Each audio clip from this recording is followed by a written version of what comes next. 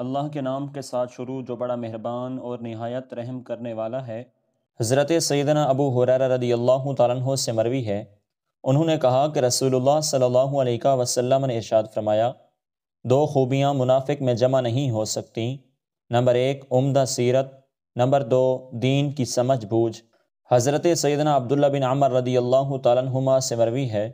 کہ رسول اللہ صلی اللہ علیہ وسلم نے ارشاد فرمایا، تم میں بہترین لوگ وہ ہیں جو اخلاق میں اچھے ہیں۔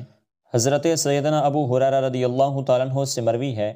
انہوں نے کہا کہ میں نے رسول اللہ صلی اللہ علیہ وسلم سے سنا، آپ فرما رہے تھے کہ تم میں اسلام قبول کرنے کے اعتبار سے بہترین لوگ وہ ہیں جن کے اخلاق اچھے ہیں، جبکہ وہ سمجھ بوجھ حاصل کر لیں۔ حضرت سیدنا ابو ہریرہ رضی اللہ تعالیٰ عنہ سے مرفوعاً مروی ہے، اللہ تعالیٰ اس بندے پر رحم فرمائے جس نے اپنے بھائی کی عزت کی، پامالی یا مال میں کوئی ظلم کیا، پھر قیامت کے دن پکڑے جانے سے پہلے اس کے پاس آیا اور اس سے معافی مانگ لی، اور وہاں نہ کوئی دینار ہوگا اور نہ درہم، اگر اس کی نیکیاں ہوتیں تو اس کی نیکیوں میں سے لے لی جاتیں، اور اگر نیکیاں نہیں ہوتیں تو ان کے گناہ فرشتے اس کے اوپر لاد دیتے۔ حضرت عبداللہ بن عمر رضی اللہ تعالیٰ عنہما نبی علیہ الصلاۃ والسلام سے بیان کرتے ہیں